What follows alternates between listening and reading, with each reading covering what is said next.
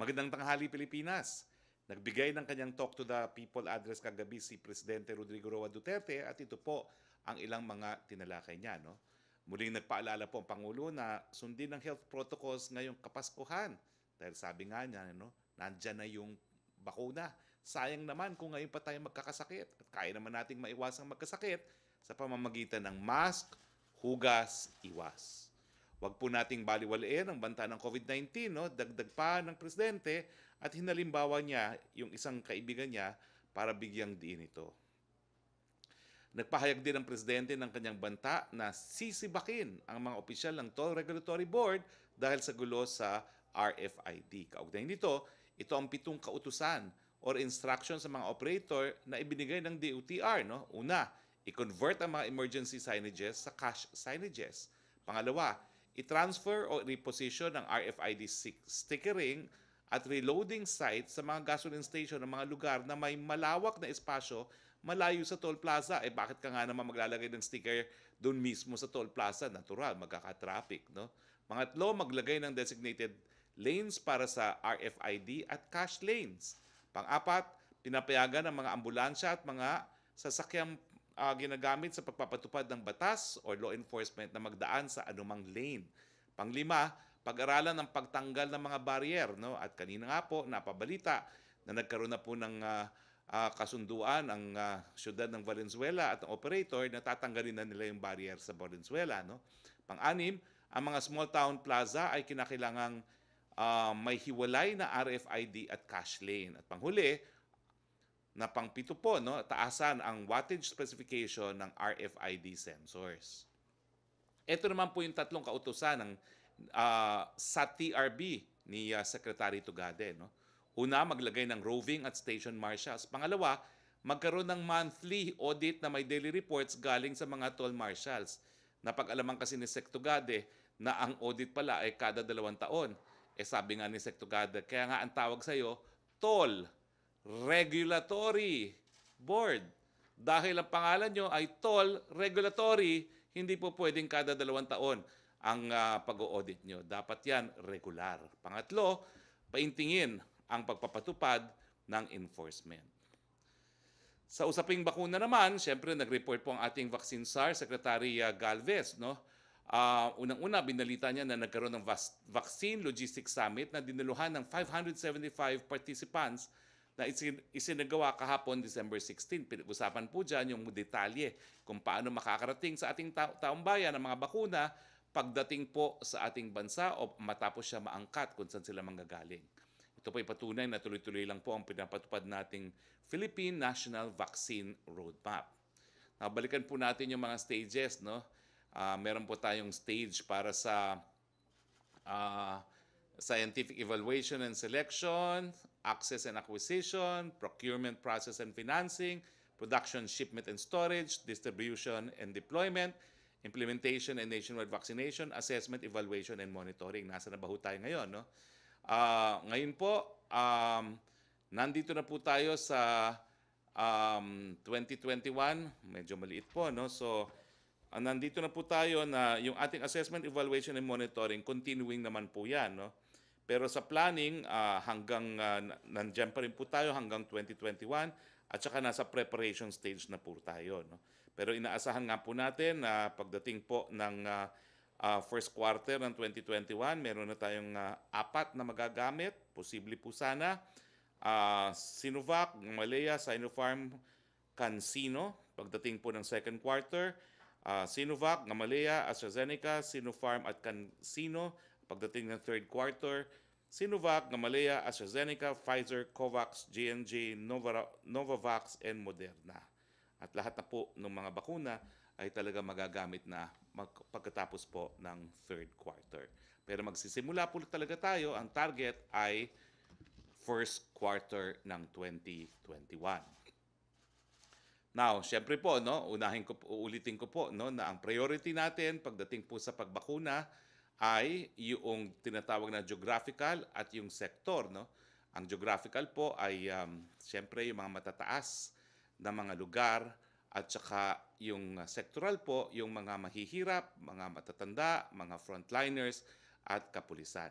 So ito po yung mga pinaghahandaan ng mga LGUs, no, in coordination with DILG, DOH, and NTF, yung priority listing ng mga mababakunahan by geographical area at sector, inventaryo ng posibleng vaccination centers sa mga pampubliko at pribadong ospital at vaccination areas, inventaryo ng cold chain storage at available transportation, QR code at PISCIF ng lahat ng mga taong mababakunahan, sa ilalim po yan ng PhilSys o ng ID system, ang pag-mobilize ng required people at vaccinator at auxiliary costs, kasama na po yung training, orientation at simulation, ang paghikayat ng mga lokal na pamahalaan ng tripartite agreement sa pagitan ng pamahalaan, LGUs at mga kumpanya ng mga bakuna. Additional cost na kakailanganin sa preparasyon at implementation. Mabalik tayo doon sa huling cabinet meeting po, no? Yung 49th cabinet meeting noong Lunes, December 14, na pag-usapan tulad ng inilabas kong statement kahapon ang Philippine Identification System or PhilSys. Inaprubahan po ni Presidente at ng kanyang kabinete ang 3.52 billion na karagdagang budget para sa susunod na taon na gagamitin para sa pagpaparehistro ng 20 milyong individual on top of the 50 billion target para sa PhilSys bago matapos ang 2021. So ang target po natin, bago umalis po sa opisina ng Presidente, lahat po ng mga adults o mga may edad na o sapat na edad ay marirehistro sa PhilSys. Ang kabuuang PhilSys budget para sa 2021 ay nasa 8.1 billion. Ito ay para sa pagpaparehistro ng hindi bababa sa 50 milyong individual sa susunod na taon. Ang target po ng Philippine Statistics Authority, ang ahensya na may mandato na manguna sa PhilSys, ay matapos ang pagrehistro ng entire adult population bago matapos ang administrasyon. Dahil dito, kinakailangan na iparehistro ang dagdag ng 20 milyon sa 2021 para sa taong 2022, nasa 22 milyon na lamang ang mga target registrants, kasama na ang mga kababayan nating nasa ibang bansa. At ito ay kailangan ng karagdagang 3.52 billion pesos na budget sa susunod na taon with an estimated 176 pesos per person per cost of registration. Ito naman po ang update na pinresenta at inaprubahan din sa cabinet meeting sa Task Force Build Back Better.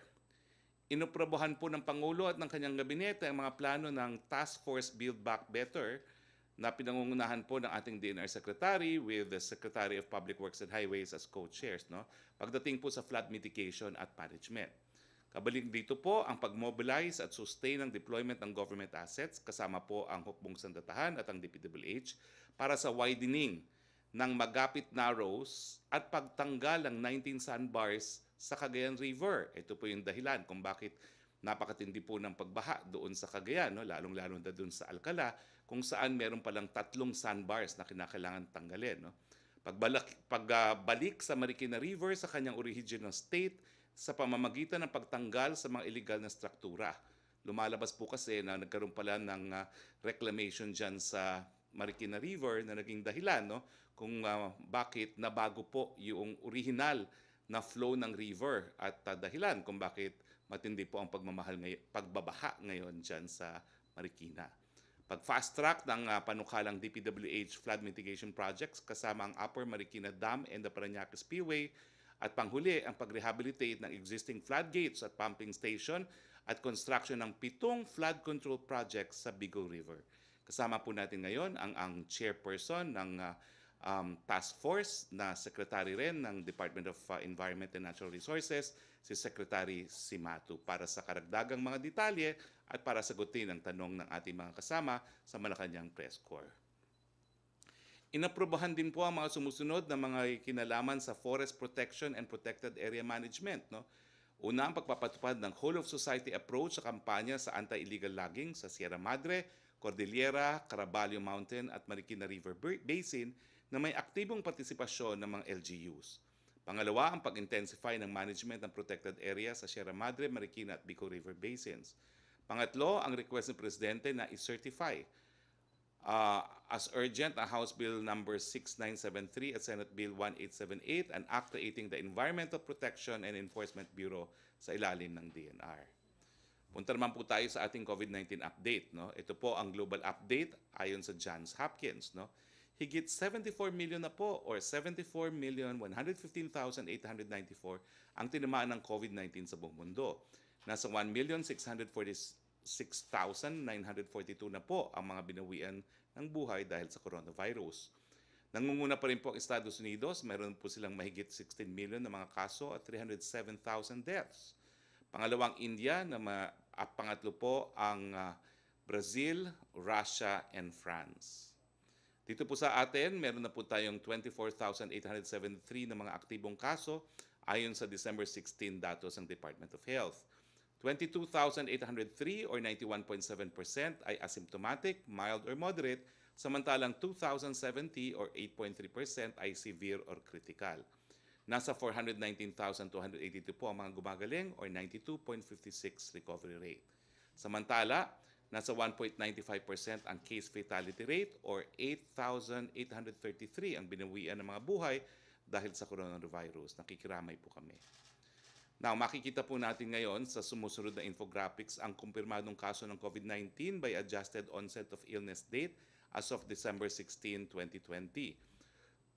Nako, mga kaibigan at kababayan, makikita niyo po rito, no, yung nagpa-plateau po siya. No? Ito po yung mga dates na November 19, yung linggo ng November 12, hanggang November 19 at saka hanggang November 26. Nag-plateau po or bumabagal na po ang pagbaba ng decreasing trend.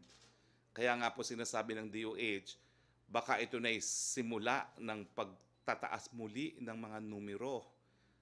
Dahil nga po, mukhang nagiging pabaya ang ating ilang mga kababayan dahil nga po sa Kapaskuhan. So ito naman po ay nagsisimula pa lamang. Pwede pa po natin itong ma-reverse. Ang panawagan po ng Presidente, sana po abutan tayo lahat ng bakuna, mask, hugas, iwas. Patuloy din po ang pagbaba ng daily attack rate sa buong bansa na mula 1.41 noong November 15 to 28 ay naging 1.35 noong November 29 to December 12. Pero dito po sa Metro Manila, no, samantalang sa Metro Manila ay wala pong pinagbago, no, nananatiling 2.71 noong November 15 to 28 hanggang November 29 to December 2. Pero ang malungkot na balita po sa NCR, no, meron na pong siyam na mga syudad na unti-unti na pong tumataas yung daily attack rate at yung 2-week growth rate by region. So ito po'y ebidensya na mukhang sumisipa muli po ang mga numero ng COVID-19. Ang gusto po natin, magkaroon ng Merry Christmas at Happy New Year. Huwag po nating i-celebrate ang Pasko sa hospital na baka naka-ventilator pa. Alam naman po natin kung anong gagawin natin para pangalagaan, ingatan ang ating mga buhay para tayo makapaghanap buhay, mask, hugas at iwas. Pagdating naman po sa healthcare utilization rate, well, pumunta muna tayo sa Health System Capacity Indicators. Makikita nyo po na dito po sa graph nito na hindi pa umaabot sa moderate, no? Yung yellow po ang moderate, yung red ang critical. Pero nakikita nyo may mga ilang lugar na palapit na ng palapit dun sa moderate, no? Gaya ng Region 11, ng Region 4A, ng Region 2 at Angkar. Ang yellow naman po ay moderate risk, pero malapit na rin po yan sa dangerous level na 70%. Now, papaalalahanan ko lang po kayo. Kapag umabot po tayo ng critical, yan po isang dahilan para magkaroon na naman tayo ng mas striktong quarantine. Yan po yung isang indicator para bumalik sa mas striktong quarantine classification. Pero wag po kayong mag-alala, bagamat napakadami pong fake news na sa Disyembre raw ay mababago ang quarantine classification, hindi naman po totoo yan dahil monthly na po ang ating quarantine classifications. Kaya nga lang, kung tayo magpapabaya, baka pagdating ng Enero, mas stricto naman ang ating quarantine, lalong-lalo na dito sa Metro Manila. So, paulit-ulit po tayo nagsasabi, pag-ingatan ang ating mga buhay para sa ating mga hanap buhay. Ito naman po ang estado ng ating temporary training and monitoring facilities as of December 15. No? Well, gaya po ng ating yung sa ating mga ospital, malayo naman po tayo sa critical, no? Sa katunayan, nagbabawas na po tayo ng TTMF sa mga lugar na gaya ng Cebu kasi nga po kumonti na ang mga kaso. Kaya makikita nyo sa susunod na slide ng TTMF, talagang nagbawas po tayo ng mga numero, no? On a national basis, nagbawas po tayo ng 5,530 beds sa mga TTMFs natin. Meron po tayong 164,659 at makikita nyo po na sa NCR, nagbawas din po tayo ng kaunting mga TTMR bed capacity. On other matters naman po, no, bumaba ng halos kalahati ang mga Pilipinong nagugutom. Ito po isang ayon sa huling survey na isinagawa ng Social Weather Station. Yung November 2020 data po, 16% ang hunger rate. Malungkot pa rin po yan dahil alam nating napakadami na nagugutom pa. Pero ito nga po ay kalahati noong hunger rate na narehistro noong Setyembre 2020. Itong 16% naman po ay doble ng hunger rate bago po magkaroon ng pandemya. Yung pagbawas po ng kalahati sa hunger rate, ito po ay resulta ng unti-unti natin pagbubukas ng ating ekonomiya. Pero may banta nga po na itong unti-unting pagbubukas, baka maantala kung dadami po ang kaso ng COVID. So, the best way to celebrate Christmas po, if you really love your family, iwasang magkasakit po, no? So, mask, iwas at hugas. Dito po tayo nagtatapos ng ating presentasyon, pero kasama po natin ngayon ang Task Force Build Back Better DNR Secretary Cimatu. Sir, good afternoon, Secretary Cimatu. Nabasa ko na po kanina kung ano yung mga naaprubahan ng ating huling cabinet meeting, pero siguro po pwede nating dagdagan ng kaunting detalye at kung ano pang bagong updates natin sa inyong task force. The floor is yours, Secretary Cimatu. Good afternoon, Secretary Roque. Good afternoon, members of media. I will add further some details about our approved recommendations during the cabinet meeting. And before I asked for approval, I presented to the cabinet and to the president the data that we were able to gather as a basis for our recommendations. I told the president that I went personally to the river, the 500-kilometer river, coming from the sources of the river. There are two sources of the Cagayan River na nag-join, including other tributaries, na mag-empty dito sa dagat sa Apari. In the figure, I'm showing. I hope you can see it, Secretary. I started from the source from Quirino and Santa Fe by helicopter. Kita namin doon. And if you look at the chart, I am showing this to show the elevation of the river from the source down to the mouth of the river. Started from Quirino, ang elevation doon of the river, not the mountains, but the river itself. Pinapakita ko ito, yung elevation, almost 700 meters ang kataas ng river na yan. At saka sa Santa Fe, 600 meters naman. Mag-join together ito to be the Cagayan River. Now, from Santa Fe, this part of Nueva Vizcaya, bababa ito to Bayumbong, Nueva Vizcaya. Pagdating sa Bayumbong, 288 meters na lang ang kataas ng river. I observed that Bayumbong, nadaanan ko yun, tabi mismo yung river, yung Bayumbong, walang flooding doon, o walang baha doon. Pagbaba naman, somewhere, after several kilometers, bumaba sa Ilagan, doon na nagumpisa yung flooding. Ang elevation po ng river doon is 47 na lang, coming from 700 or 650, 47 na lang ang elevation ng river. Pagbaba sa More, going down further to Tugigaraw, 20 meters na lang yung river. Pagdaan mo sa Alcala, 8 meters na lang hanggang sa Magapit, Naro, na ito yung center ng aming project eventually. Then pagdating sa Apari, mag-zero, above sea level na lang yan.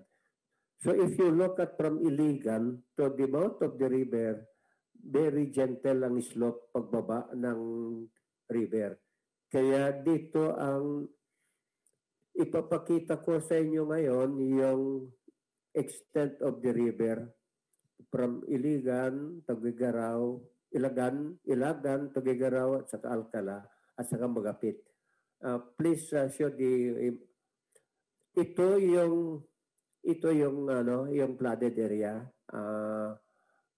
Mula dito sa ang down sa baba ito ay Tugigaraw, then go to Amulong, then it goes to Alcala. Yun, papaba doon sa Magapit, down to Apare. Yan po yung river. Tignan ninyo sa tabi ng river ay baha. Dito, lalo na sa Amulong, baba dyan is Tugigaraw na. So ito ngayon yung pinakita ko sa iyo kasi almost the same elevation na yung river dito. Ngayon, nagtatanong kayo, bakit walang flood dito sa may, dito walang flood dyan, sa banda dyan? Ay because yung bank of the river mataas, parang bundok-bundokin yan sa baba, dito sa may, between Alcala at saka dito sa Magapit River. Ano. Ito ngayon doon, hanggang doon sa may dulo, ay baha po ito. Dahil sa mga walang bahayan, sinabi ko kanina, ay mataas ang bundok sa tabi ng river yan. So, hindi talagang mag-overflow. Next. Yun ang nakita ko. So, ipapakita ko kayo itong Magapit, Naro. Ito kasi yung sentro ng ating intervention. And ito yung approval ni Presidente, the approval of the President, ito sa presentation ko, sa recommendation ko, ay ito na ngayon yung mobilize and sustain deployment of government assets from the Armed Forces of the Philippines or the Corps of Engineers at saka DPWH for the widening of that Magapit Naros and removal of 19 sandbars. Mamaya ipapakita ko rin itong 19 sandbars, pero unahin ko muna itong intervention na gagawin mismo ng ating mga government agencies. Ang ating DPWH at saka yung ating Corps of Engineers ng Armed Forces will be pooling their resources, engineering equipment na mag-undertake mismo dito sa project nito. This will be addressed by our government agencies. In the chart ay dalawa, yung kulay pula ay these were the original plan of JICA to come up with a channel na idadaan yung hindi na dadaan sa Magapit sa ano yan, yung iikot pa kasi dyan, doon magsisikip. Gusto nila idiretso na sana channel. Pero medyo mataas-taas ang elevation yan. So, hanggang plano lang muna several years back yan by the JICA. So what we are recommending that it can be already doable at saka magawa na natin kaagad, meaning kaagad. Ito yung dotted line dyan. Napakasikip kasi yan. Ang original width of the river po ay mga 700 meters ang Cagayan River. Pagdating dito, bumababa na from 300 meters hanggang pinakamasipis 150 meters na lang. Diyan sa may Magapit. Diyan sa bridge na yan, yan may konting ano. That's the one, that's the bridge. That is only 150 meters. So pag sikip na yan, dahil naman sa level ng river ay hindi naman masyadong mabilis yung takbo ng tubig kasi ang elevation ng river almost the same na yung mga ano yan eh. So mabagal na yung takbo ng tubig dyan. Pag dumating dito sa masikip na ito ay ano na, magbarado na diyan. So tatas na yung tubig hanggang doon sa upstream sa pinanggalingan ng ano dito sa Tuguegarao side, nag-flood na lahat ang mga ano diyan, upstream diyan. So yan na pinakita ko kanina na this is the reason why we have to widen itong mag-apit na ROS na ito. Yung dotted line na yan ang plano natin na bawasan yan. Taptaban natin ito so that alisan natin itong bank of the rivers na yan as in the dotted line on both sides. We believe, and this has been computed, na if you do this, yung flooded areas noon ay babawasan ng several meters. So ito yung ating doable immediate na gagawin natin. Nagkausap ko kanina, by the way, Mr. Secretary, Secretary Roque, before this meeting, that we had a meeting also, and finding out the progress and update by the respective agencies. Kausap ko yung DPWS kanina.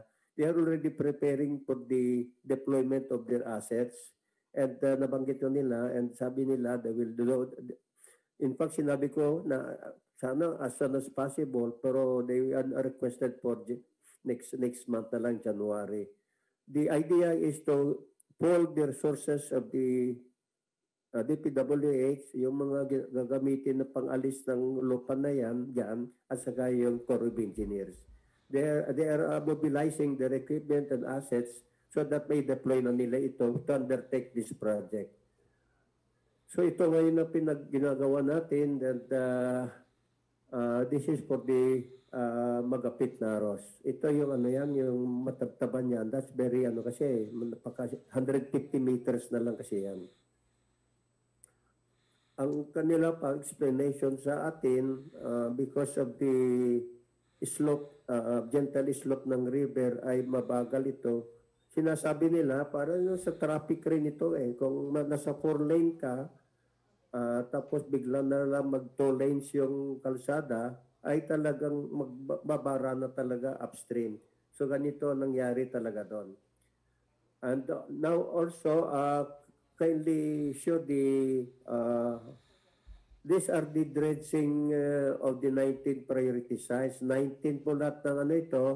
And if you look at the map, makikita yung mga bilog-bilogan yan, 19 yan. Yan ang isang project rin natin na babawasan o alisan yan sa mga alisin yung mga sandbars yan na nakadagdag ito sa problema ng flooding dyan. So ito po yung ating plano, and also yung second one na medyo kailangan talaga is in the Marikina River. Now if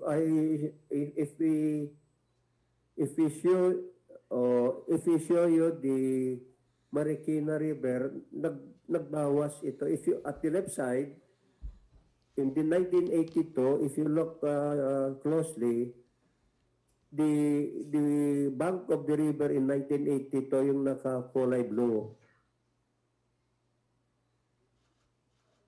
That is a portion of the Marikina River. Now, if you compare that in 2019, nabawasan na yung bank of the river. And ang pagbawas yan, from 90 meters yata yung width of the river, naging 60 meters na lang dyan sa banda dyan. Dito sa right side of the map, ito, yan. Yan ang naidagdag. Naalis dyan sa river, naalis yan, na tabunan. Pinapacheck ko kung natabunan ba by natural causes or reclaim. So survey ko yan, and nakita natin talaga na dinagdagan. Na ito sa taas yan, ito if you look at it, dyan sa, ano yan is the Provident Village. That's the Provident Village. And then dyan sa other side, the back of the Provident, ay yan, ang nangyari ngayon, itong kulay yellow na yan. So, nagdagdag ng nabawasan yung river ng ganyan karami.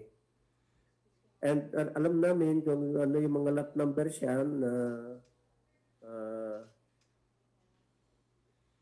yun lang naman kasi yung nangyari niyan. So these are the things that na gagawin natin di Cagayan River and di Marikina River. So yan naman ang ating ano naman except that meron din tayong isang inapprove nila yung fast tracking of the flood mitigation projects ng Marikina Dam and Parañaque Spillway. So this will be also fast track in the form of the planning at saka execution later on by the DPWS. This is considered a long-term plan for the Marikina River. So also in the rehabilitation of some floodgates and pumping stations and 7 flood controls in the Bicol River. Na-approve rin ni Presidente ito. Then likewise, on the forest protection and protected area management, I would like to aggressively implement the illegal logging in these areas in cooperation with the LGUs and also the protected areas in these areas. I also requested if to the President for the certifying as urgent our request for a legislated law and the establishment of the Enforcement Bureau of the DENR. So that's my short briefing, Mr. Secretary. Maraming salamat po. Okay, maraming salamat, Secretary Cimatu. Pumunta na po tayo sa ating open forum. Simulan po natin with Yusek Rocky. Yes, good afternoon, Secretary Roque, Secretary Cimatu. Question from Laila Salaverry of Inquirer. What is Malacanang going to do about Senator Lacson's statement that it was Department of Health Secretary Duque who dropped the ball on the deal with Pfizer for 10 million doses of its vaccine? Lacson said the deal fell through because the Secretary failed to submit a confidentiality agreement. How does the palace plan to remedy the situation? Well, una-una po, tuloy po ang ating negosyasyon sa Pfizer. At inaasahan po natin na darating ang Pfizer sa second to third quarter ng taong ito. Ang problema po, as of January of this year, halos lahat po ng production ng Pfizer ay nabili na po ng iilang mga mayayamang bansa, kasama na po ang Estados Unidos, ang Inglaterra, ang Singapore at ang Australia. Pero pagdating naman po doon sa mga paratang na nag-drop down ng ball si Secretary Duque kagabi po, sinabihan po ni Presidente si Secretary Duque to answer the allegations by Secretary Locsin. Okay, question for Secretary Cimatu from Laila Sadaveria. Secretary Cimatu, ang question po ni Laila, will private firms be involved in the Cagayan River project? How does the DNR address concerns about foreign contractors that offer to conduct a dredging for free because they can amass river materials that they can export or sell for a profit to be used in other projects such as land reclamation activities? We have a ruling that walang foreign contractors po rito. All Filipinos po ito by construction company. And this is really a part of our restoration river restoration projects all over the country. Hindi lang naman po sa Cagayan River ito. All rivers na kailangan i-restore ay we are allowing contractors to dress the for free. But they can get their itong makuha nila na mga stands doon and for whatever they para naman ma-recover yung kanilang cost of dredging. So, I repeat, we will not allow contractor foreigner dito. Opo. Sabi pa, ang question pa rin po ni Laila for Secretary Cimatu, lawyer Joel Butuyan, who is from Cagayan, said, arrangements like this could also mean that the dredging might not be done properly as the contractors could stop their activities once they get the materials they need. Mayroon pong memorandum of agreement yun, 2 taon. 2 years and tinanong ko kanila kung how many contractors kailangan dito sa mahaba-habang rivers na ito mahaba. So we have the bottom line of this is to help in the mitigation of the flooding. Talagang silted na. In fact, the mouth of the river po sa Apari ngayon, dati malalim yan. Makakapasok ng barko noon yan. Pero ngayon 1 meter na lang and so forth and so on. So we have to dress talaga ito. And this is really very necessary. Kasi kung habang mataas yan, talagang mabagal talaga yung takbo ng river. So the governor is very very thankful of this so that ma-address na rin itong flooding eventually naman. Okay, thank you, Secretary. Thank you, Secretary. Thank you, Yusek. Punta tayo kay Melo Acuña, please. Good afternoon, Secretary, and Merry Christmas. Merry Christmas. Meron po kayang statement ng Malacanang sa pagkakapatay kay Dr. Mary Rose Sanselan at sa kanyang mister na si Edwin sa Gihulngan. Siya po ang City Health Officer ng Gihulngan sa Negros Oriental. Yan po iniimbestigahan ng ating PNP at inaasahan po natin na magiging mabilis ang investigasyon ng mahuli na po, malitis at maparusahan ang pumatay kay Doktora. Opo. Pangalawa pong tanong, sa libu-libo pong nakuhang contact tracers ng DILG, meron na po kayang pag-uulat kung ano naging performance nila sa kanilang contact tracing? May leksyon na po ba tayo natutuhan sa kanilang nakuhang datos? Ayan naman po ay ongoing, no? At ang ating ina-attempt po ngayon ay sundin yung formula ni Mayor Magalong, no? Na we will go beyond what we normally do, no? Ang gusto ni Mayor Magalong, if I'm not mistaken, is 1 is to ewan ko ba, nakalimutan ko na, pero we're aiming na at least 1 is to 13 to 15 ang ating mga contact tracers, no? But I will give you an update kung nasaan na tayo pagdating dyan. Apo, thank you. Para kay Secretary Simatu, magandang hapon po, Secretary Roy Simatu. Good afternoon. Good afternoon po. Opo. Ano na po nangyari doon sa pagsisiyasat ninyo sa quarry sa Albay? May na-demanda na po bang mga lumalabag sa batas sapagkat ayon sa report, 15 raw po yung nagko-quarry doon at ang informasyon sa akin kanina, tuloy pa rin yung nagko-quarry. Ano po kaya ang pwede nating i-update? Yes, good afternoon. Maalala ko nung nagkaroon ng problema doon, pinasuspend ko lahat all around the volcano. 109 lahat yata po yun eh. Tapos, especially yung 12 na sinususpekan na kinumplain ng mga tao doon na instrumental sa pagtrabaha doon dito sa may pagkamatay nga ng 4 yata namatay doon eh, natabunan. So pinaano ko lahat ito, pinasuspend ko lahat. Then sabi ko, yung all around the volcano, ay tignan niya yung compliance nila kung okay naman.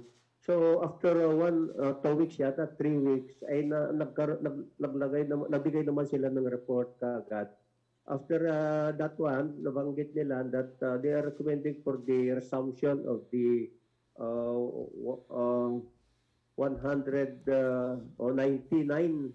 lahat except for 9 na nakita namin na non-compliant. So yung mga non-compliant po naman, so they allowed it to kasi nagrereklamo naman yung governor doon na nawalan na sila ng mga aggregates because of this suspension.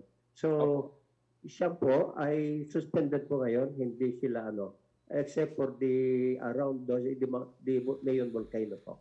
Apo, hindi po ninyo kakasuhan yung hanggang ngayon hindi sumusunod sa regulasyon? Actually may po yung mga we did not allow muna, but if let's say eventually kailangan talaga sila because they will be given penalties po ito. If they are not compliant, they will be given penalties bago payagan na mag-operate ulit. Hanggat hindi pa sila naka-comply sa nalaman namin na pagkakamali nila, hindi namin sila papayagan. And charges will be given to them, especially yung mga may namatayan doon sa lugar na yan po. Opo. Salamat po, Secretary Roy Simatu. Bago tayo magpatuloy, no, yung Magalong formula on tracing po is 1 is to 37. Now, naalala ko po na dati sinabi sa Metro Manila masyado daw marami yon, no? Pero nag-insist po si Mayor Magalong na to be effective, kinakailangan talaga 1:37. So ang aking ifa-follow up po ngayon ay kung nasaan na yung ating mga contract tracers, kung sila ba ho ay at least hitting 1:15 o 1:20. But the goal remains 1:37. Yes, Thank you. Yusek Rocky? Yes, question for Secretary Simato, tanong po mula kay MJ Blanca Flor of Daily Tribune. Secretary Simato, ano po ang specific plans on flood mitigation approved by the President for Cagayan Province and Marikina City? Well, Ayun, katulad yung sinabi ko kanina po, ano? Apo. Yung aside from the engineering interventions na nabanggit ko yung dalawa yan, is the aggressive, itong illegal lagi kasi contributory naman talaga yung mga nakalbo na dito sa taas ng Sierra Madre, saka Cordillera, saka Caraballo Mountain. Ito po yung mga nag-concentration namin ngayon dito sa mga forest na saka National Training Program po namin. And in fact, for the information also, we will restore the 20-meter easement dito sa Cagayan River. Meaning, on the bank of the river, 20 meters both sides, ay talagang walang structures po yan. At saka, in fact, katunayan po, magtatanim po kami ng kahoy dyan for the tabi ng river. Ang una namin naisip na tatanim ay bamboo. So, for the length of the river talaga, we will be planting along the bank of the river, 20 meters po wide from the bank of the river. So, ito po yung mga interventions natin at saka yung major na gagawin namin is the Magapit Daro, babawasan namin yung width ng doon para mas maluwag yung pagdaloy ng tubig. At saka yung 19 na nag-ipon ng lupa na sa gitna ng river ay alisin yon para mapabilis naman ang pag-agos ng river. Opo. Ano Yung, po? yung second Thank you. question po ni MJ Blanca Flor, for Secretary Simato, kailan daw po ang target matapos ang flood mitigation projects na ito at magkano ang kakailanganin for these initiatives? Saan daw po kukunin ang pondo? Opo. Yung tatlong major kasing gagawin namin dyan, yung aming paggamit ng assets natin dito ngayon ay we will still be making some computations and the additional na magagastos ng ating mga assets, tulad yung gasolina, kung ilan abutin ito, kung abutin tayo na isang taon doon, ay i-compute po naman natin pa yung mga magastos na mga, yung DPWH at saka yung ating Army engineers. Nag-usap-usap sila, sinabi ko, you just give me your computations by the next meeting, sinabi ko sa kanila. We will be having a next meeting next week. Pagkatapos po yung dredging naman, ang dredging naman ito ay dati ay malaking gastos ng gobyerno dito sa dredging noon panahon at this was undertaken by the DPWH, but we were looking for we will let the contractor i-dredge niya for free in the government at saka kunin nila yung sand na makuha niya, but they have to pay 4% excise tax to the BIR.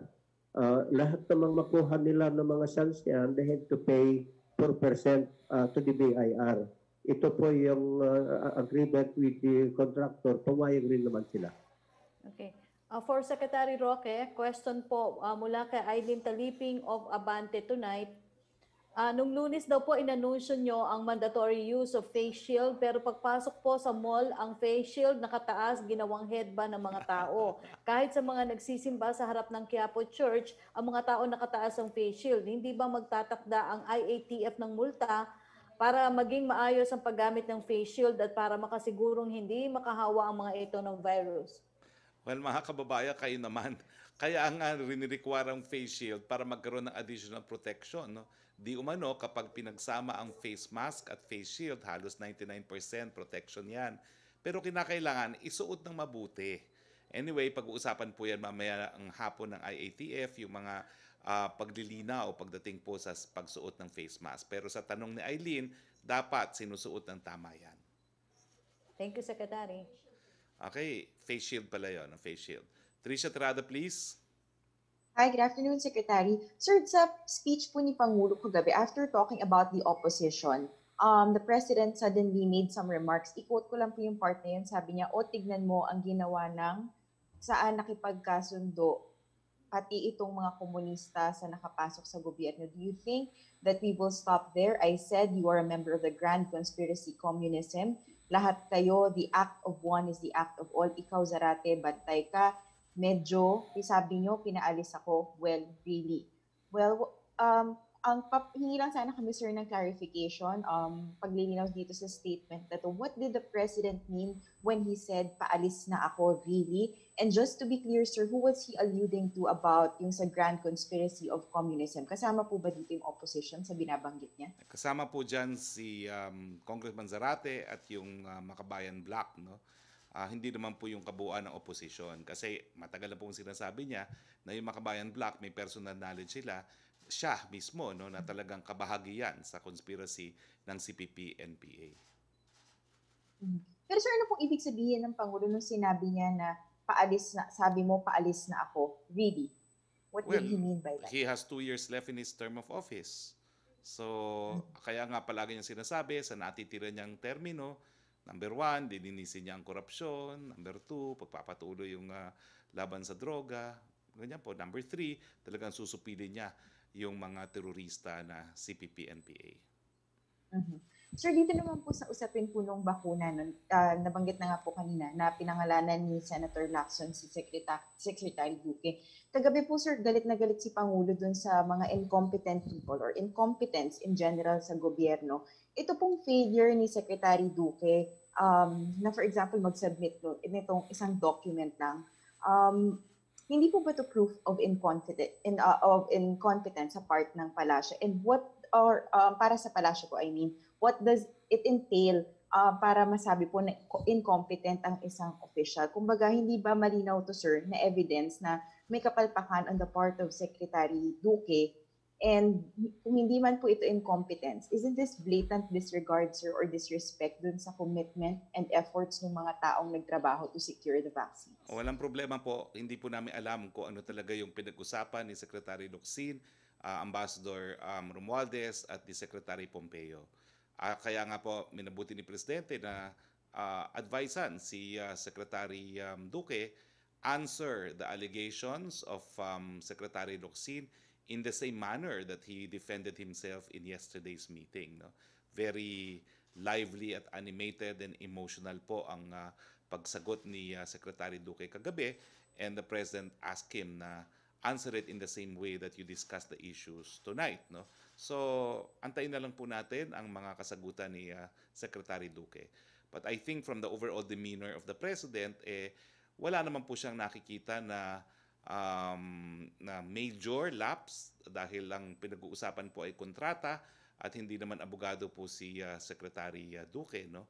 So at wala rin pong danyos na nangyari because patuloy pa rin po ang pagkuha natin ng Pfizer at yun nga po yung katotohanan na bagamat sinabi na dapat January tayo makakakuha ng Pfizer, ang realidad po talaga spoken for na po yung mga ginawa o na manufacture ng Pfizer for delivery in January dahil yan po ibayad na ng mga bumili. Pero sir, hindi po ba nanghihinayang ang palasyo or ang Pangulo na meron na nga po sana talaga tayong bakuna by January if only this document was submitted? Kumbaga kung nagawa lang po talaga yung proseso, meron na po sana tayong bakuna by January. And ito po bang naging pagkilos o itong failure ng ni Secretary Duque? Alam po ba ng Pangulo to beforehand? Kumbaga, may go signal po ba na alam niya na po na hindi matutuloy talaga itong Pfizer vaccine? Well, Trish, at least sa January. The advice of the President to Secretary Duque is to answer the allegations. Let him answer muna po the allegations. I think you want a judgment from him. But I think the President was clear. There's a controversy. There's an allegation. He should answer. And we'll take it from there. Pero, ang ina-emphasize natin, mukha naman pong imposible talaga makakuha tayo ng Pfizer as of January. Kasi yung January deliverables nila completely paid for na by the rich countries. So, let's not speculate anymore. At ang importante ay patuloy po ang pag-uusap at mukhang makakakuha naman talaga tayo ng Pfizer anytime between second and third quarter of next year. Thank you, Secretary. Salamat po. Thank you, Trish. Yusek Rocky, please. Yes, Secretary, a question from John Pusalan of ABS-CBN Online. ASEAN parliamentarians are urging President Duterte to stop red tagging opposition lawmakers because they said that, I quote, had extremely violent consequences in the Philippines, and that the fact we are seeing President Duterte leading the way on such a menacing practice is utterly inexcusable, end quote. Will PRD heed their appeal? Why or why not? That's a misleading question. Kasi ang impression na binibigay mo ay yung mga parliamentarians ng ASEAN ay iisa sa ganitong posisyon. Ako po ay naging kongresista, umattend din po ako kanyang ASEAN Parliamentarian Forum na yan. Yan po ay organized by the Open Society Institute of George Soros. Ang mga nagpunta po nung panahon na ako yung nagpunta dyan, ako, akbayan, makabayan. So ibig sabihin, hindi po sila representative of the views of the overwhelming majority of parliamentarians. And because they're not, that's a view of a very few ASEAN parliamentarians, and I don't think it deserves any attention. Ang second question po niya about dun sa Pfizer vaccine deal, who is right between Secretaries Duque and Locsin? And given that two top officials are issuing contradicting statements, what does this say about our bid to get vaccines? Well, it doesn't affect po our need to have vaccine because the vaccine czar is no other than Secretary Galvez. Mag-away na ang lahat kung gusto nila, but the President has made it clear there's only one person in charge of getting the vaccine, it's Secretary Galvez. So these conflicting opinions between Secretary Locsin and Secretary Duque in the end does not really matter because it's Secretary Galvez who has the full authority and he will be fully accountable to the President, no one else, in case we bungle the purchase of the vaccines. But given the track record of Secretary Galvez, I think that's a far shot. We will succeed because of the proven competence of Secretary Galvez. Yun pong katotohanan. Mag-ingay na mag-ingay everyone else. Wala pong pakialam ang presidente dahil ang pagkuha ng vaccine with Secretary Galvez, no one else. Question from Virgil Lopez of GMA7 News Online. Philippine ambassador to the US, Babe Romualdez, said the country missed its chance to access around 10 million doses of COVID-19 vaccine developed by Pfizer-BioNTech as early as January 2021 because the government failed to submit the required confidentiality disclosure agreement on time. Senator Panfilo Lacson, meanwhile, blames Health Secretary Duque for this. Is the President aware of this development? Will the President ask Secretary Duque to explain? Well, guidance, sinagot ko na po yan. There's only one person in charge of vaccines. It's not Secretary Locsin. It's not Secretary Duque. It's only Secretary Galvez. Joseph Morong, please. Ay, meron pa. Hindi, Secretary, parang follow-up lang po ito dun sa ASEAN parliamentarian. Then, sinabi rin po niya dito, the parliamentarian said the President's not actions are attempt to silence political opposition, undermine democracy, and directly put people's lives at risk, particularly those who oppose him. Very, very small numbers of ASEAN parliamentarians said that. And because of this, that's part of their freedom of expression, which probably they don't even have in their own respective states. We leave it at that. Let that there be their views. Okay, Joseph Morong, please. Yes, sir. Hello. Go ahead. Yes, sir. Can I go first to Secretary Simatu, and then I have a bunch of questions for you on other topics. Yes, please. Secretary Simatu, how are you doing? Sir? Sec Simatu? Oh, good morning, Joseph. How are you? See you again. Okay, sir. Yun po munang sa dredging, no? This will affect several towns there. Now, you mentioned kanina that the dredging will be for free, but I'm interested to know who the contractors are and what's going to happen to the sands that they will dredge. Because alam naman po natin yung issue sa norte, no, na may mga allegations doon of some Chinese companies getting our sand. So first question, so dredging, who are the contractors? And then what will happen to the sand that they will get because the dredging will be for free? Walang babayaran but except for the 4% excise tax. That first? Yes, yes. Ang magbibigay ng authority to dredge ay ang governor. The governor na will make an agreement with this contractor.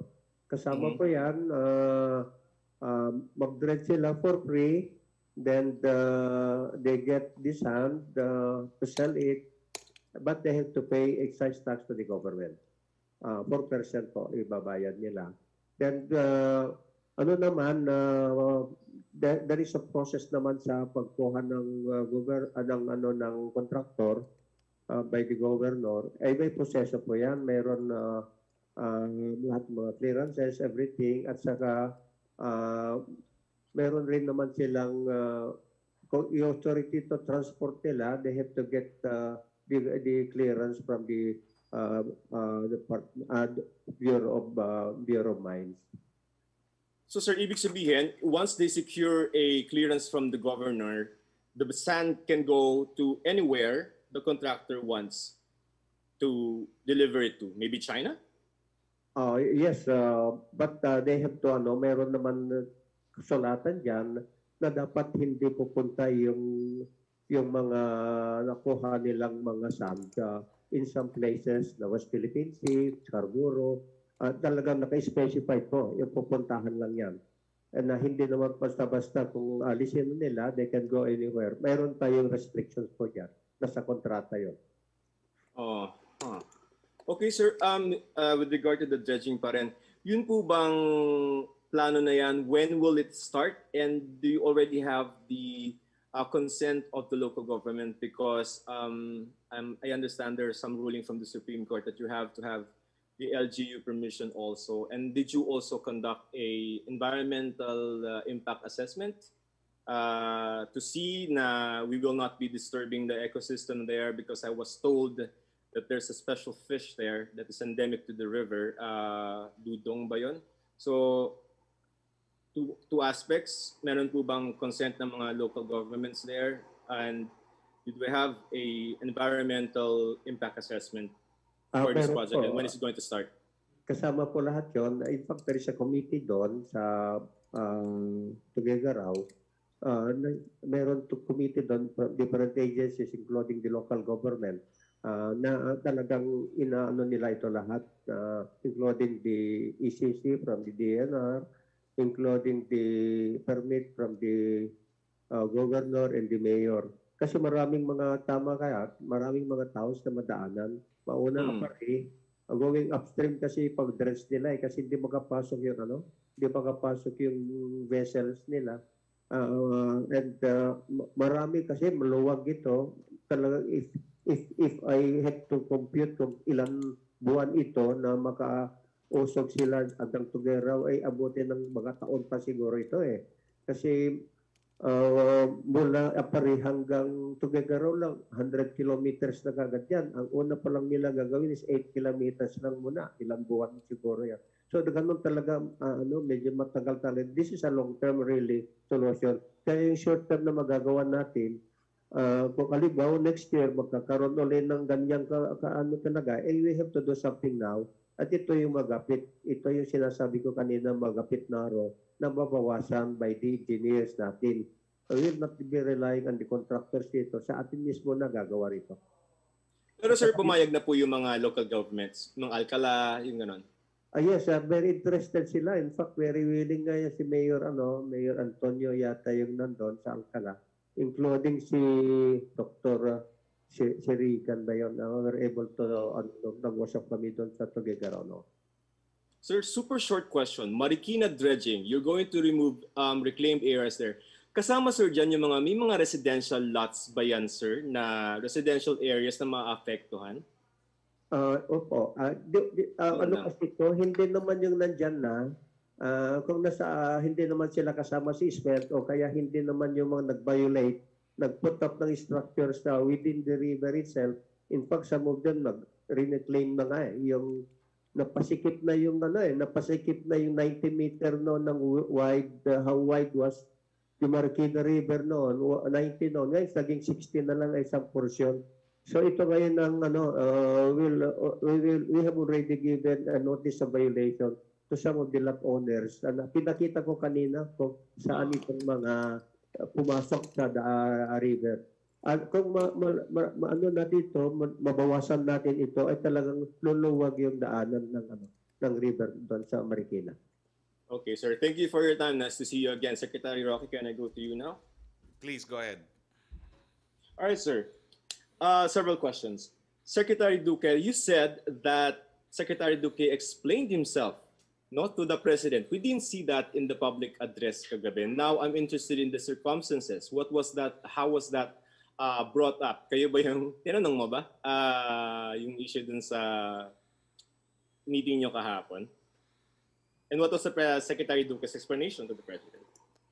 Well, okay, I will answer you. Yes, I brought it up because I felt that it was something that the president himself should address, given that there were two different accounts given by two members of the cabinet. No, so it's not something that I, as Pox, could address myself, and that is why the full extent of what I will tell you is what the president advised Secretary Duque should do, and that is to respond to Secretary Locsin. You can tell us how he explained himself to the president? I cannot contravene what the president has said. It is Secretary Duque who should respond to Secretary Locsin. So, establish na natin, sir, na however we interpret the dropping of the ball, there was somebody na medyo nagkaroon ng problema with regard to Pfizer, yes? I don't think meron talagang conclusion na nagkaroon ng problema with Pfizer. Kaya nga po importante na sagutin ni Secretary Duque yung aligasyon. Okay, so what was the effect of the alleged dropping of the ball? Because January, obviously, hindi na yun mangyayari, so that's a consequence. Number two, 10 million doses sana, sir. Where are we at now with Pfizer? Is it less than 10 million? Well, unang-una po, no, ang sabi naman ni Secretary Galvez, who was in the meeting, imposible naman po ata talaga na mabibigyan tayo ng 10 million as of January, kasi nga po, fully committed na yung mga mamamanufacture ng Pfizer for January. In fact, nabili na po ito at ito po yung ginagamit na sa Estados Unidos, sa Britanya, at possibly sa Canada and Australia. No? So parang ang sabi ni Secretary Valdez, from what he knows, imposible naman talaga makaka-deliver sila ng January. But talks are still in the advanced stages, and kaya nga po we expect that we will have Pfizer between the second and the third quarter. As to the quantity, that's covered by NDA or non-disclosure agreement. Last question, Pero sir, please. kasi kinumit na, hindi follow up, kinumit na yung 10 million eh. So parang sayang yun. Is the president not nangihinayang dun sa 10 million? Kasi parang sure ball na yun. January pa nga, pinakamaaga sana. Joseph, abogado rin ako, no? Kaya ang NDA applies to the volume, applies to the cost, and applies to delivery date specifically, no? So please understand, I cannot respond even if I knew, but on purpose, dahil si Sec Galvez lang naman in charge dyan, hindi ko na po yan pinaghihimasukan. I just take the information or whatever new secretary has and I tell the public. Most of the time, TRB. iniimbita ko po si Secretary Galvez para siya mismo magdeklara, no? At magsabi kung ano yung mga balita. No? So let's leave it at that. Okay. Okay, thank you. Thank you very much, Joseph. No. TRB, sir. Isa lang, TRB. Which one is it? Because we're trying to get them to react dun sa statement ni Presidente. Pero ayaw nilang magsalita. Ano po bang masasabi nila? Which one is no? it? Sisibakin No, silang which lahat one? dahil incompetent sila. O what's there to ask pa? Which one is it? Sisibakin? Ask to resign? Already fired? Papalitan na ng military? Which one is it, sir? From the statements of the President. Fired already? He was clear. Wag na sigurong mag-antay na sibakin. Kailangan mag-resign ang mga inkompetente. At hindi lang naman po sa TRB yan. Lahat ng regulatory bodies. That's a warning to everyone. Kung hindi nyo kayang gawin ang trabaho ninyo, mag-resign na kayo. Huwag nyo na kayong mag-antay na sibakin kayo. Okay? Thank you. Okay, thank you. Thank you, Joseph. Yusek Rocky. Yes, a question for Secretary Simato from Melo Acuña. Pahabol po niya kung pwede daw pong pangalanan ni Secretary Simato ang nasa likod ng quarry controversy sa Albay. Secretary Simatu.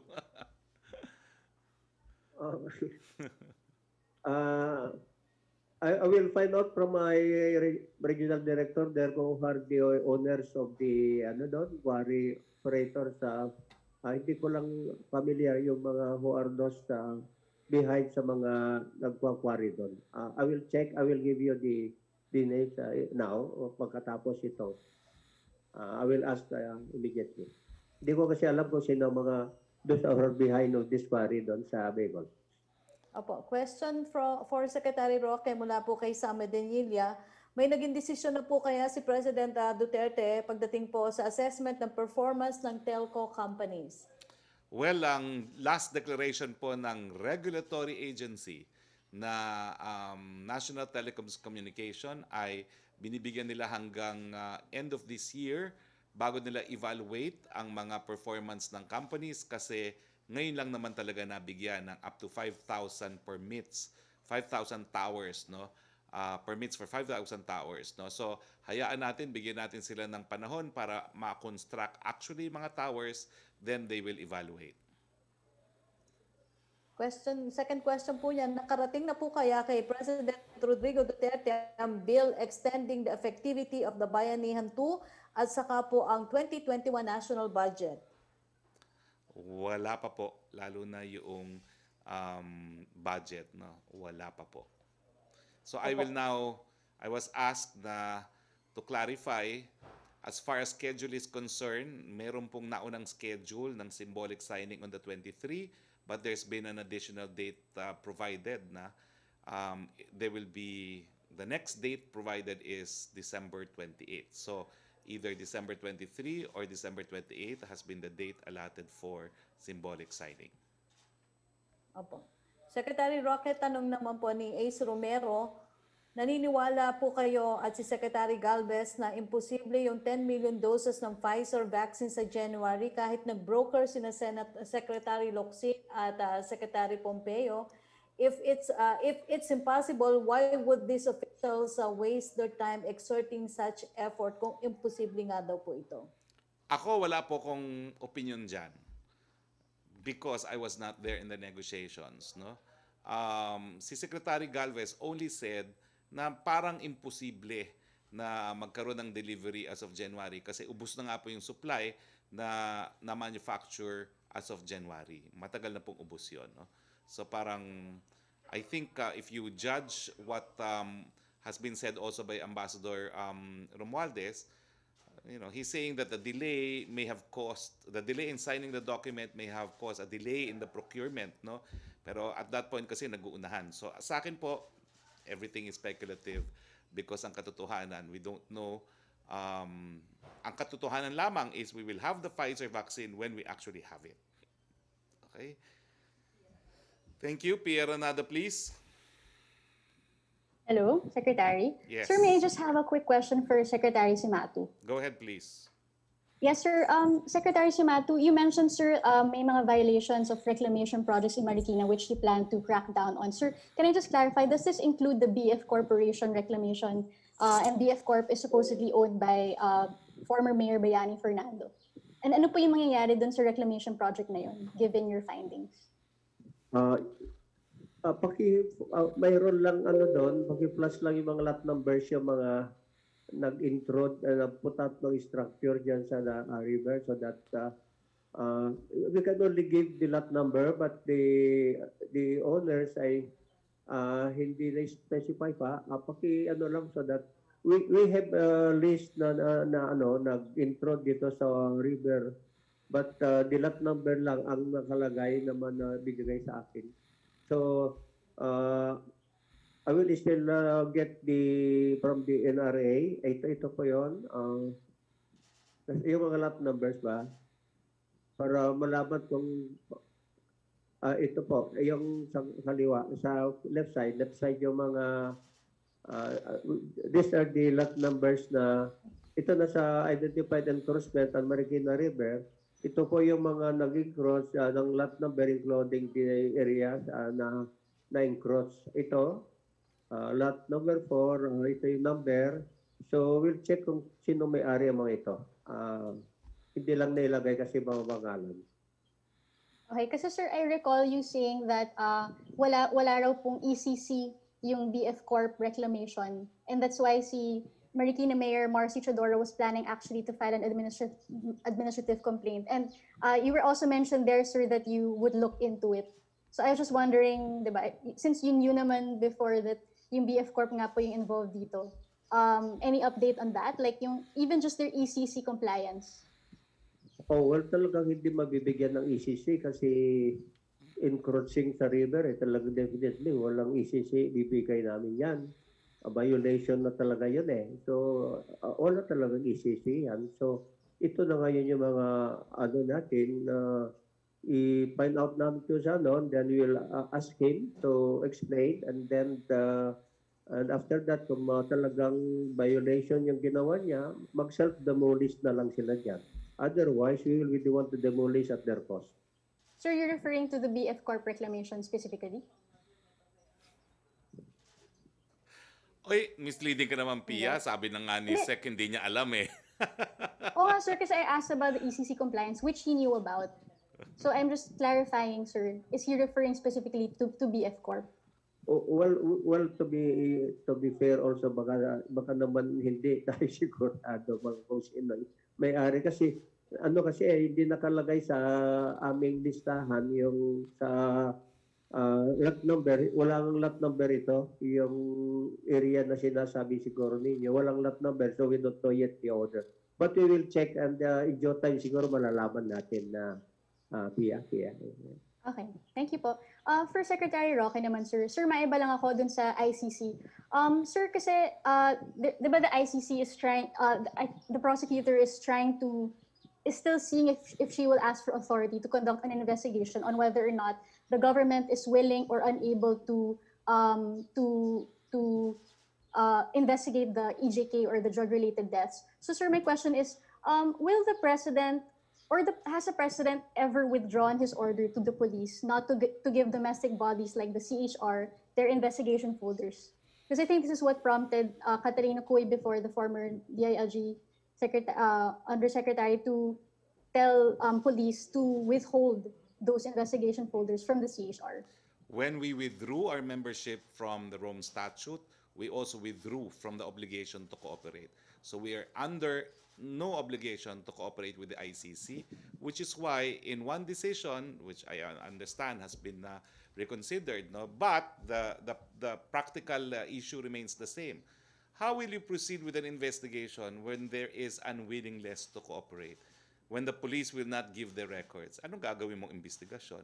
Natural, ang magiging basehan ng investigasyon mo, yung sinasabi ng Makabayan Black. Opo, sir. Actually, I'm not referring to the ICC investigation. I'm referring to probes by domestic bodies. Kasi, sir, that's exactly what the ICC is trying to find out. Is the government at least cooperating with domestic mechanisms for attaining justice for drug war abuses? And so the standing order of the president to withhold these investigation folders could be taken by the ICC as unwillingness to investigate. So I just want to know, sir, has the president withdrawn this order or does it still stand? I don't understand what you're asking, but what's clear is that Secretary Guevara even created an interagency committee to look into these alleged cases of extralegal killings, proving that we are discharging our obligation to investigate and prosecute. So, sir, do you think that the ICC should not see this order against the CHR? Because, sir, CHR, it's separate from the executive branch in the sense that it's a constitutional commission. So it's perceived as more removed from the executive branch, from the politics of the president. And so it's the question here is, do you think the ICC should see this order as proof that that the government is not willing to investigate these deaths, at least even domestically? I don't know what order you're talking about, But as I said, the DOJ Secretary himself has created an interagency committee to look into these alleged cases of extralegal killings. No? That's the full extent of our obligation, no? Given that there's no allegation that we actually ordered the killings. Okay? So as to the CHR, yes, it's a constitutional body, but the ICC should have looked into the fact on who the chairman of CHR is and the fact that he is a very political supporter of the opposition. So, sir, will the president allow the CHR to receive the investigation folders on the drug war? I do not know, no, because the executive already is investigating, so it's superfluous. No, but I do not know really what CHR will do. We don't mess around with the operations of CHR, and they can do whatever they want. Okay, thank you very much, Pia, for your quick but explosive questions on Cagayan, on Marikina, I should say. Thank you, Yusek. Back to Yusek Rocky. Yusek Rocky? Wala kang audio. Hello, Yusek Rocky, walang audio. Hello, walang audio. Siguro habang nag-a-attend kang Tatanong bumalik. na, Secretary. Yan, Tatanong po. ayun. Yan. Okay, kasi na-unmute po ako. Sabi po ni... Panik ka dun, ha? Question from Laila Salaveria po pahabol. Sabi po ni Secretary Duque, the confidentiality agreement with Pfizer was originally supposed to be signed by the Office of the President, but ES later said the DOH should sign. Nagka-roadblock din ba sa Office of the President about dito daw po sa Pfizer deal? This is about acquisition of a vaccine po, kaya naman po rinifer yan sa Department of Health because hindi naman po jurisdiction ng Office of the President yung pagbili ng bakuna. That's really a line function of the Department of Health. Opo. May pahabol pong tanong si Marichu Villanueva ng Philippine Star. Hello, Ichu. Opo. Pa-clarify daw po, he announced daw po today less than dedicated beds to COVID, but DOH Secretary Duque asking hospitals to provide extra beds to anticipate a super spreader event this holiday season. Clarification po. Sa ngayon po, ang bumaba ay yung TTMFs, Temporary Treatment and Monitoring Facilities. Other words, isolation facilities po. Pero pagdating po sa hospital natin, no, hospital capacity natin, makikita nyo po na nasa 22% po tayo of ABC. ABC po yan, yung rini-require natin ngayon sa mga hospital na ireserba para sa mga COVID-19 patients. At hindi naman po puno yan. At makikita nyo, dumami nga po yung mga beds natin. No? Sa ward beds, dahil nga dito sa ini-enforce natin na 22% of bed capacity, approved bed capacity, meron na tayong karagdagan na 595 beds na ward beds, meron tayong karagdagan na 546 isolation beds, at meron po tayong karagdagan na 271 ICU beds at additional 15 units of mechanical ventilators. So ang mga naisara lang po ngayon, for the time being, ay yung mga isolation facilities. Okay. Thank you, Secretary. Thank you. So wala na po tayong mga katanungan. Thank you very much to Secretary Cimatu. Thank you very much to Yusek Rocky, and thank you very much to the men and women of the Malacanang Press Corps. I hope you enjoy your virtual party tomorrow. At meron naman tayong kahit papanong mga momentos, no, mga maliit na tokens, no, at sana mabusog kayo sa mga tahanan nyo habang kayo nagkakainan, because I understand that it is a virtual party. I hope to join you too. So yes, I think I will be able to join you tomorrow. And for the time being po, sa ngalan po ng inyong Presidente, Rodrigo Roa Duterte, ito po yung spokes nagsasabi, sana po gumawa tayo ng hakbang para tayo magkaroon ng Merry Christmas at Happy New Year. Kaya po yan sa pamamagitan ng mask, hugas at iwas. Magandang hapon po sa inyong lahat.